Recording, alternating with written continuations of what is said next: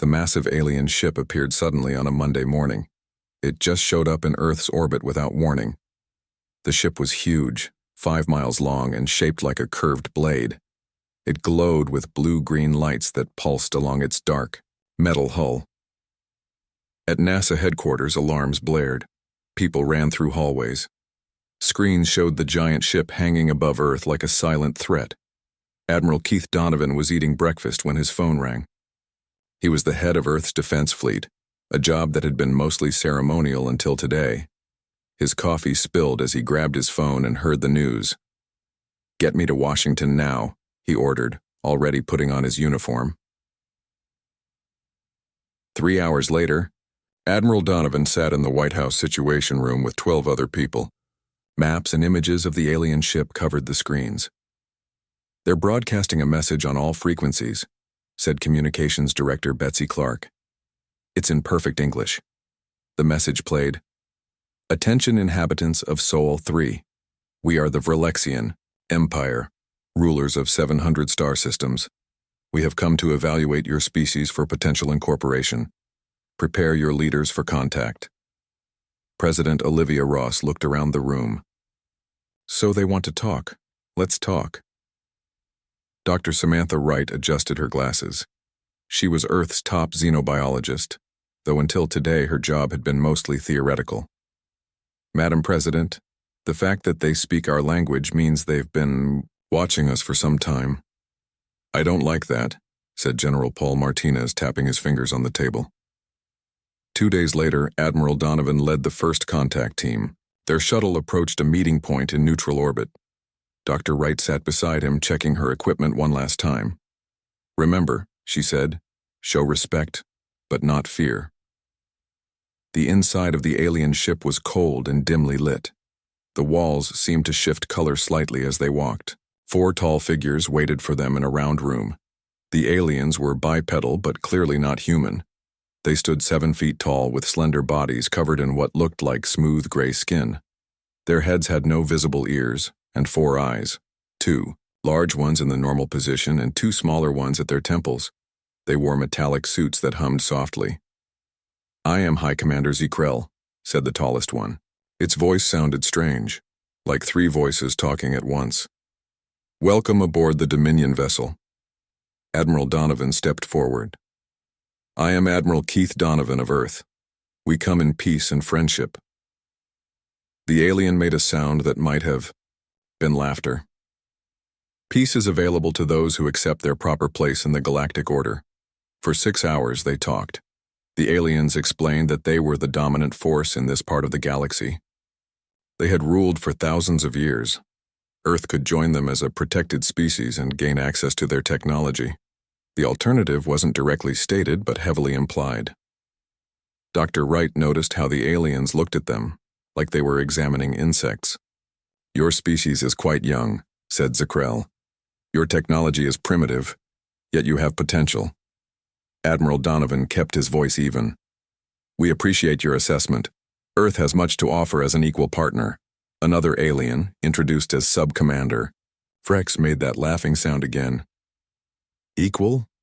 You have barely left your own solar system. Your most advanced computers are toys compared to ours." "We learn quickly," said Dr. Wright. "Indeed," said Zekrell. "We will give you 1 Earth year to consider our generous offer of protection. When we return, we expect your answer." It paused, all 4 eyes blinking in sequence. "Choose wisely. Many species have declined our protection. None exist now." As they left the alien ship, Admiral Donovan looked at Dr. Wright. "What do you think?" She watched the massive ship through their shuttle window. "I think they just threatened to destroy our planet if we don't become their servants." Back on Earth, the news spread worldwide. Humanity had made first contact with aliens.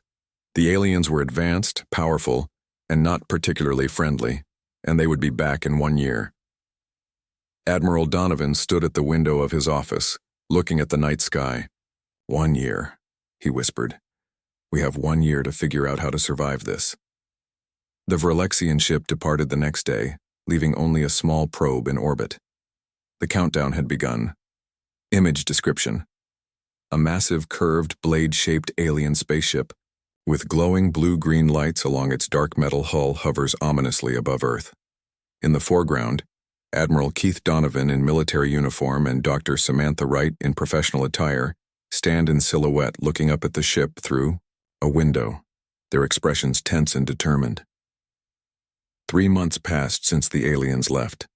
Earth was in a state of panic at first, but now people were getting used to the idea of aliens.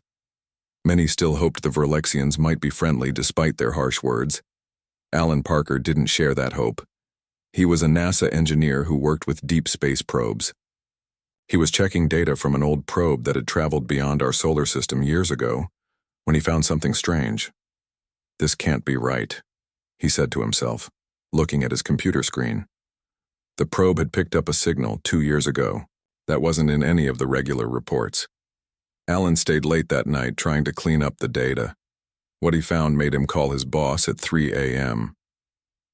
By noon the next day, Alan was in a secure room with Captain Laura Mitchell of Space Force Intelligence.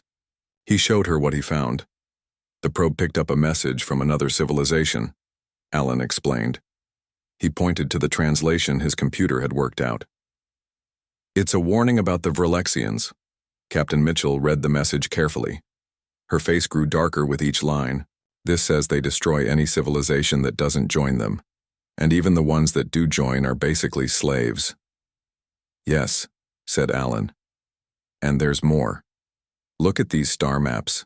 They show planets the Verlexians have destroyed. For the next week, Captain Mitchell and her team analyzed everything.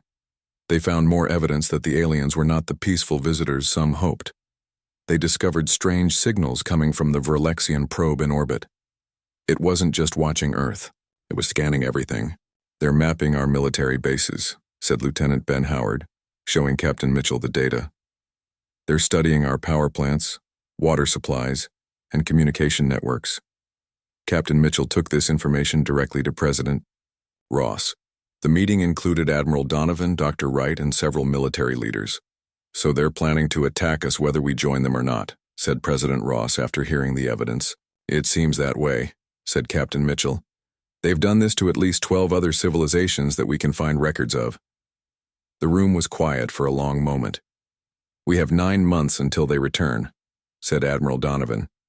"What can we possibly do against an enemy this advanced?" That's when Dr. Greg Hoffman spoke up. He had been sitting quietly in the corner of the room. He was a physicist who wasn't supposed to be in this meeting, but Dr. Wright had insisted he attend. "We fight back," said Dr. Hoffman. He was a thin man with messy hair and tired eyes. He hadn't slept much since the aliens arrived. General Martinez laughed without humor. "With what? Our most powerful weapons would be like throwing rocks at them." "Not necessarily," said Dr. Hoffman. He stood up and walked to the screen. "I've been working on a theory for years. Most people thought I was crazy." He pulled up complicated diagrams on the screen. "It's about manipulating gravity itself." The room was silent as Dr. Hoffman explained his idea. It was complex science, but the basic idea was clear. A weapon that could create a focused gravitational field so powerful it could tear apart anything, even a planet. "You're talking about building a planet killer," said President Ross, her voice serious. "Yes," said Dr. Hoffman, "but we would only use it as a threat, to show them we can't be conquered easily." "Can you actually build this?" asked Admiral Donovan. Dr. Hoffman looked tired but determined. "With the right team and resources, yes. We'll need to build it far from Earth, in the Kuiper Belt beyond Neptune. We can disguise it as a solar energy project." President Ross looked around the room at each face. This was the biggest decision in human history. "How soon can you start?" she finally asked. "Today," said Dr. Hoffman. As the meeting ended, Dr. Wright caught up with Captain Mitchell in the hallway. "Do you think this will work?" Captain Mitchell looked at the images of the Verlexian ships on her tablet. "I don't know. But I do know we can't just wait for them to come back and destroy us." Across the solar system, the Verlexian probe continued its silent watch, unaware that humans were not merely preparing to surrender, but planning something that would shock the entire galaxy. Image description. A dimly lit NASA control room at night with Alan Parker, a tired-looking engineer with disheveled hair, staring intensely at multiple screens displaying strange alien signals and star maps. Behind him stands Captain Laura Mitchell in a Space Force uniform, her expression grim as she studies a holographic display showing Verlexian scan patterns mapping Earth's military installations. The room is bathed in the eerie blue glow of computer screens highlighting their determined faces. 6 months after the aliens left, a massive operation was underway in the Kuiper Belt, the distant region of our solar system beyond Neptune. The official story was that Earth was building a solar energy collector. The truth was very different. Chief Engineer Daniel Carter wiped sweat from his forehead as he floated in zero gravity. Around him, a structure the size of a small city was taking shape. Workers in spacesuits moved metal beams into place while robotic arms welded them together. "How's the core stabilizer coming along?" Daniel asked through his radio. "On schedule, Chief," replied one of his team members. "The magnetic containment field is holding steady." Daniel nodded. 6 months ago, he had been designing bridges on Earth. Now he was helping build a weapon that could destroy planets. The thought made him feel sick sometimes, but he remembered the alien message. Many species have declined our protection. None exist now. 2 miles away, floating in space near the construction site, military ships kept watch. Commander Susan Lopez sat in the captain's chair of the EDF Defender, the largest Earth ship in the area. "Unidentified object approaching from Sector 7, reported her radar officer. Commander Lopez tensed. "Put it on screen." The main screen showed a small metallic object moving toward the construction site. It was a Verlexian probe, similar to the one orbiting Earth but smaller. "It's scanning us," said the science officer. "Should we intercept?" Commander Lopez thought carefully. They couldn't destroy the probe without alerting the Verlexians that Earth was hiding something. But they couldn't let it see what they were really building either. "No," she said finally. "Let it observe. Make sure all classified systems are running the cover program." The cover program was clever. It made the weapon look like a solar energy collector in all scans. Dr. Wright had designed it based on what they knew about Verlexian technology. Dr. Enond probe circled the construction site for 2 hours, then left. Everyone breathed a sigh of relief. Later that day, Dr. Hoffman arrived from Earth with a team of scientists. Daniel met them at the docking area. "How does it look?" asked Dr. Hoffman, his eyes tired but excited. "On schedule," said Daniel. "But there's a problem with the focusing array." They floated through the structure toward the central chamber. This was where the heart of the weapon would be, the gravity manipulation system that could create a localized field so intense it could tear apart matter at the atomic level. "The math doesn't work with the current design," Daniel explained, showing Dr. Hoffman the diagrams on his tablet. "The field would collapse before reaching full strength." Dr. Hoffman studied the numbers.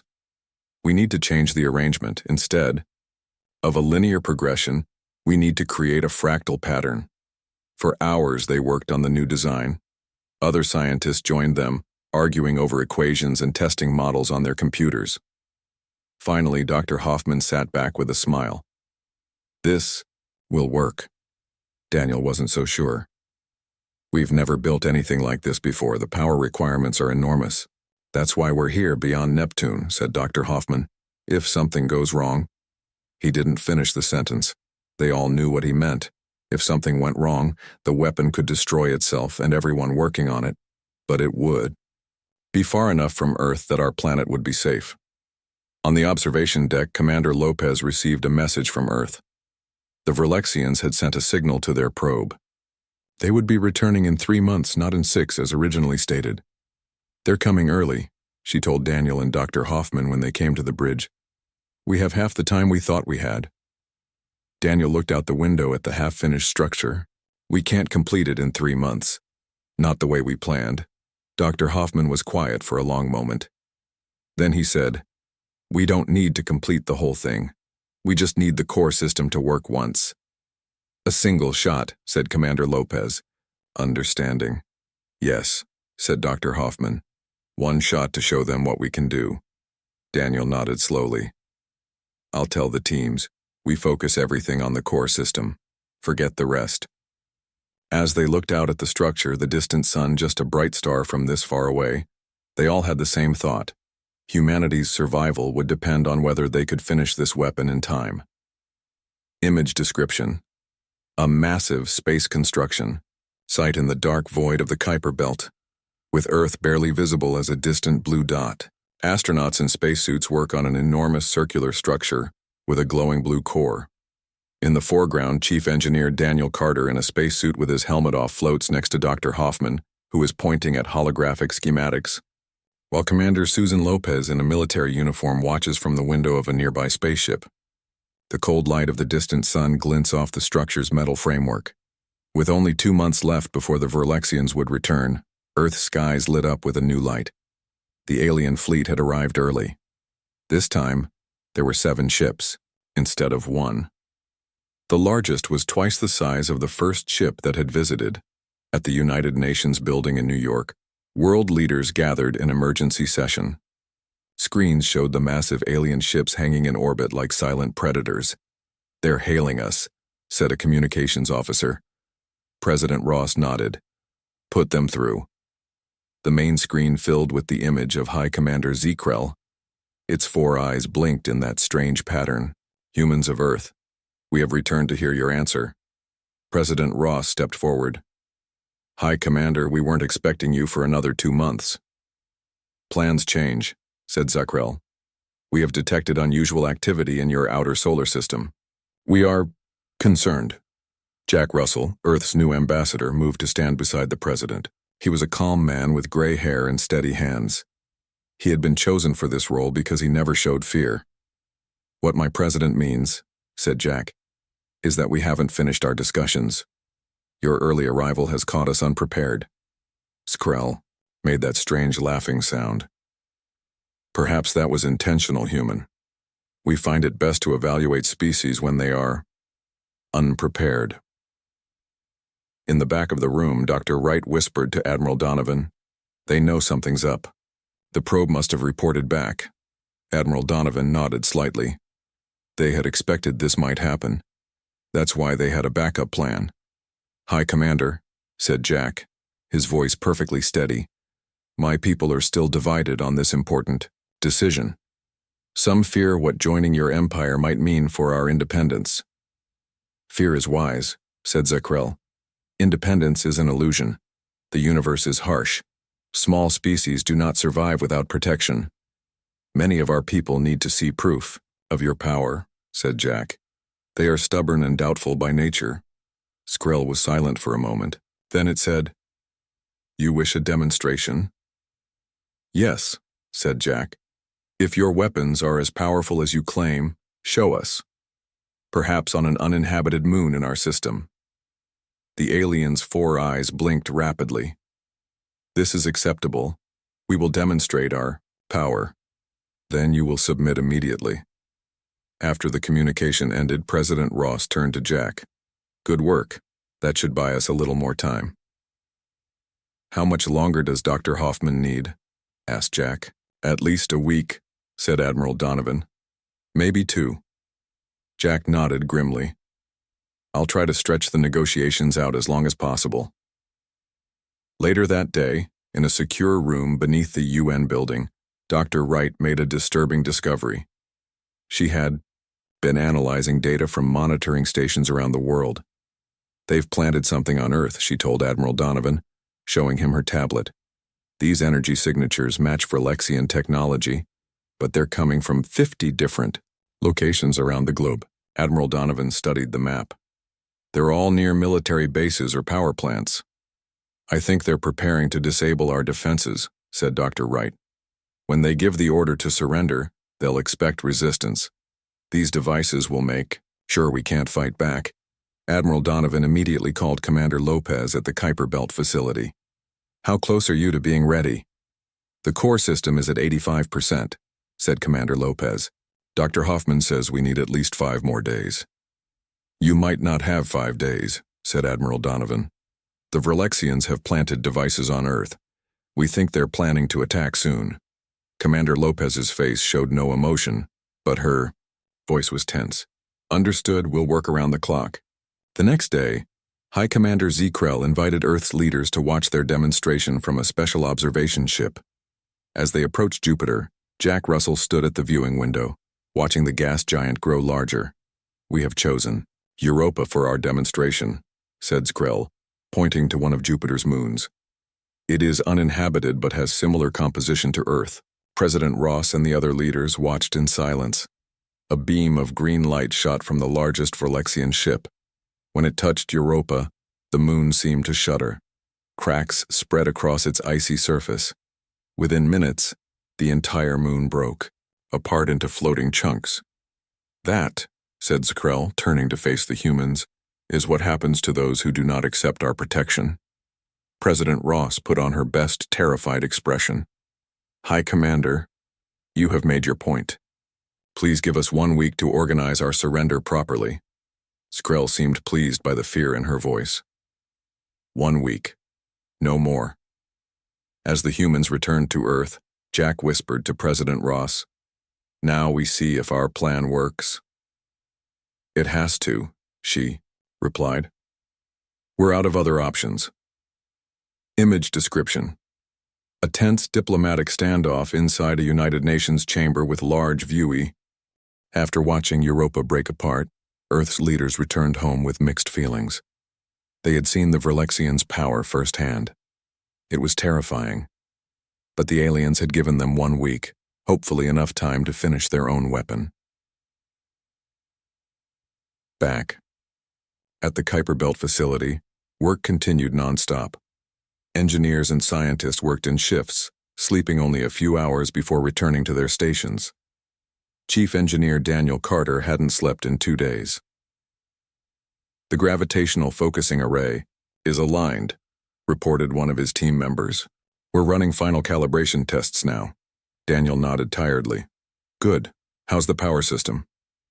"Stable at 92% capacity," came the reply. "Dr. Hoffman wants to push it to 95%, but I'm not sure the containment field will hold." Daniel frowned. They were pushing the technology beyond its limits, but they had no choice. He looked at the main display showing their progress. They might, just might, be ready in time. Commander Lopez entered the control room. Earth Defense Fleet reports that they've located 47 of the 50 Verlexian devices on Earth. Special Forces teams are moving to neutralize them. "What about the other 3? Asked Daniel. "Still looking," said Commander Lopez. "But we need to assume the Verlexians might be able to disable some of Earth's defenses when the time comes." Dr. Hoffman was working in a separate lab running simulations on his computer. He had been there for hours, barely moving, his eyes fixed on the screen. When Daniel entered, Dr. Hoffman didn't look up. "We have a problem," said Dr. Hoffman, his voice flat. "The weapon might work too well." Daniel looked at the simulation running on the screen. It showed a small planetoid being hit by their weapon. The planetoid didn't just break apart like Europa had. It collapsed in on itself, forming a swirling vortex of light and energy. "What am I looking at?" asked Daniel. "A microsingularity," said Dr. Hoffman. "Our weapon doesn't just tear things apart with gravity. It creates a temporary black hole." Daniel felt cold. "Is that controllable?" "In theory, yes," said Dr. Hoffman. "The singularity should dissipate after a few minutes, but there's a risk." He pointed to another simulation.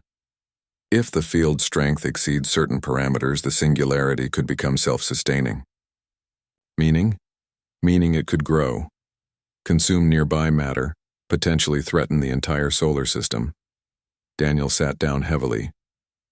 "Can you fix it?" Dr. Hoffman ran his hands through his messy hair. "I'm trying. I can add safety protocols that automatically shut down the system if the field exceeds those parameters, but it reduces our effective power by 30%. "Do it," said Daniel. "Better a weaker weapon than one that might destroy us too."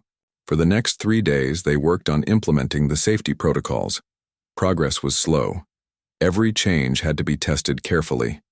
Meanwhile, on Earth, President Ross met with her closest advisors. The clock was ticking down. They had 4 days left before the Verlexians would demand surrender. "What's our backup plan if the weapon isn't ready?" asked General Martinez. "We stall as long as possible," said Admiral Donovan. "Jack has prepared a fake surrender document with deliberately complex legal language. That might buy us a few more hours." Dr. Wright entered the room with new information. "We've picked up communications between the Verlexian fleet and their homeworld. They're sending detailed scans of Earth. I think they're already planning how to divide up our resources." President Ross looked grim. "And the devices they planted?" "We've found 49 now," said Dr. Wright. "The last one is somewhere in the Pacific Ocean. Teams are still searching." The tension in the room was thick enough to cut with a knife. Everything depended on Dr. Hoffman and his team finishing the weapon in time. At the Kuiper Belt facility, a breakthrough finally came. Dr. Hoffman burst into the control room more energetic than he had been in days. "I've got it," he announced. "The safety protocol works. We can prevent the singularity from growing beyond our target." Daniel and Commander Lopez both sighed with relief. "How soon can we be ready for a test?" asked Commander Lopez. Dr. Hoffman checked his tablet. 24 hours. We need to realign the focusing array one last time and charge the power systems to full capacity." Commander Lopez nodded. "I'll inform Earth. They need to get the Verlexians in position to witness the test." As messages flew back and forth between Earth and the Kuiper Belt facility, the countdown continued. Humanity had one chance to demonstrate that they were not to be conquered easily. Everything depended on what would happen in the next 24 hours. Image description. A high-tech laboratory in the Kuiper Belt facility bathed in blue emergency lighting.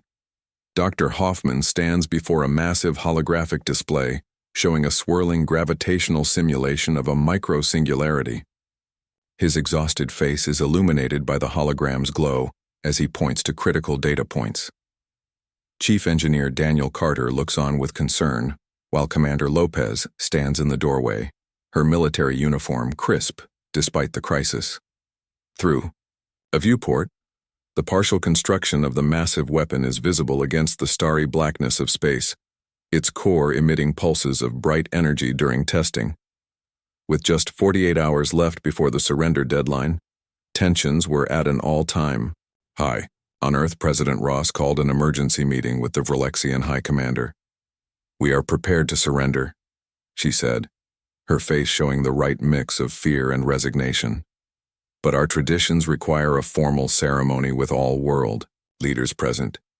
We request that you attend a special event near Saturn."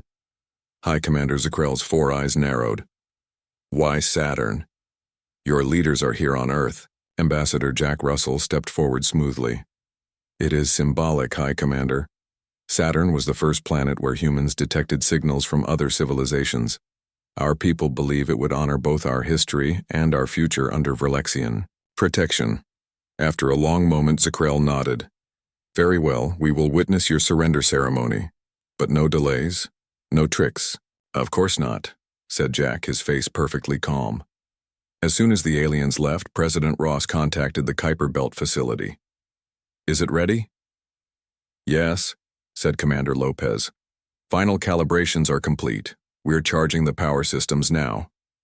"Good," said President Ross. "The Verlexians have agreed to come to Saturn. Get your team in position."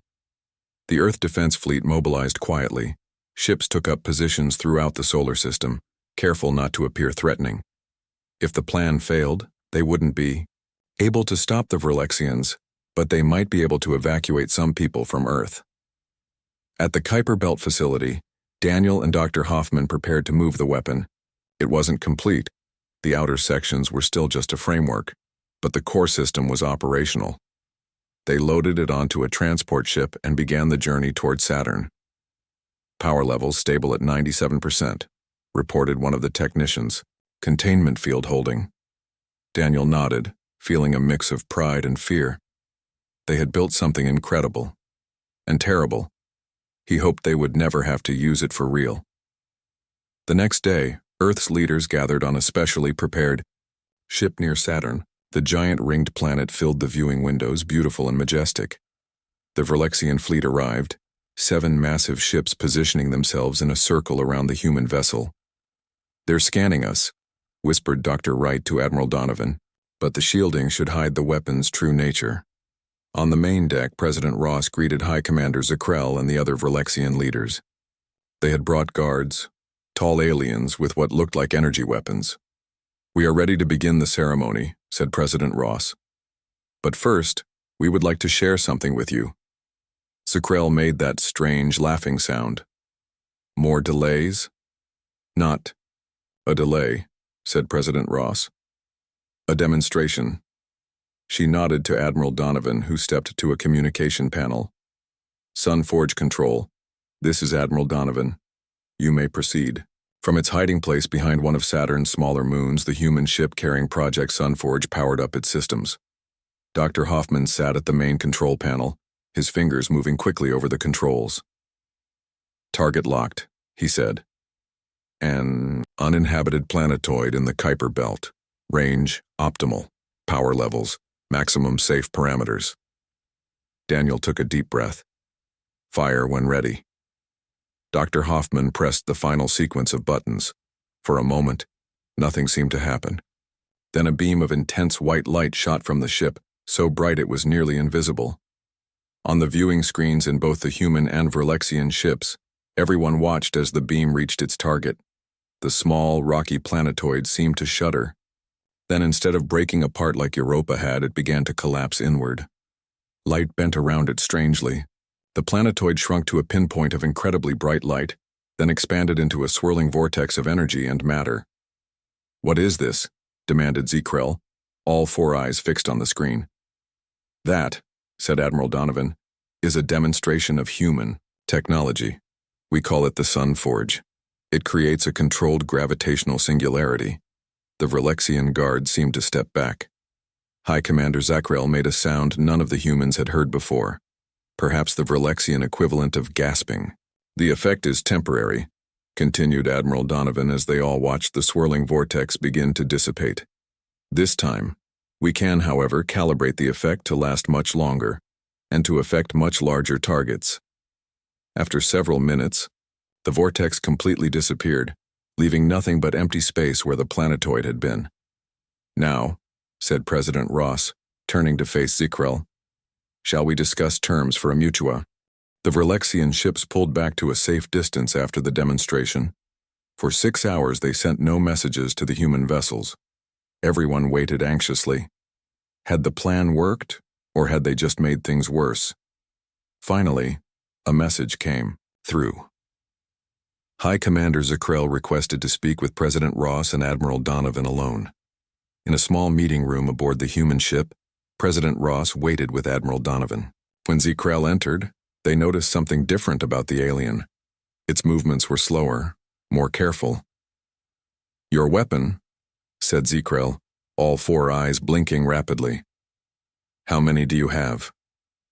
"That information is classified," said Admiral Donovan, "but I can tell you that we have the capability to build more."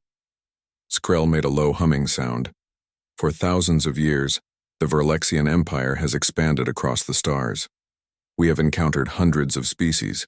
None have possessed technology like this. President Ross leaned forward. "We don't want to use it, High Commander. We built it because we want to live. We want to remain free." "You knew we would destroy you," said Zakrell. It wasn't a question. "We found a warning from another civilization," said Admiral Donovan. "One you had already eliminated. They left records that we discovered." Zakrell was silent for a long moment. Then it said, "The Tescarans. They were clever. We thought we had destroyed all their outposts." "We don't want war," said President Ross. "We want peace between our civilizations, but it must be peace between equals." Back on the main deck, Dr. Wright watched the Verlexian officers through the viewing windows. They were huddled together, making quick gestures that she couldn't interpret. "What do you think they're saying?" asked Jack. "I think they're arguing," said Dr. Wright. "This might be the first time they've had to consider not getting their way." After 3 more hours, High Commander Zakrell returned to the main deck with President Ross and Admiral Donovan. The room fell silent. The Verlexian Empire, announced Zakrell, has considered the situation. We propose a treaty of non-interference between our civilizations. A wave of relief passed through the humans in the room. It had worked. There are conditions, continued Zakrell. You will not expand beyond your solar system for 100 years. You will not share your singularity technology with any other species. You will permit one Verlexian observer to remain in your system to ensure compliance. President Ross looked at Admiral Donovan, then at Ambassador Jack. They had prepared for this negotiation. We agree to those terms, said President Ross, and with our own conditions.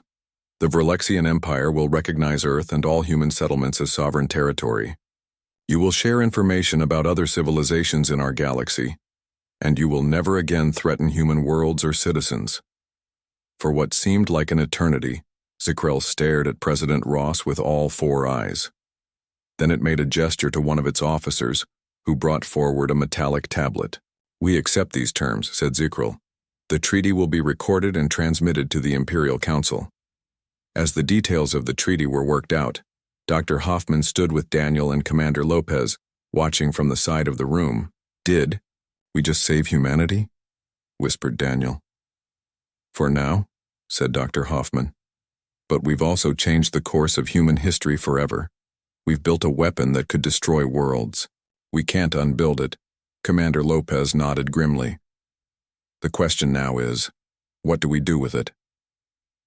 2 days later, the Verlexian fleet began to depart Earth's solar system.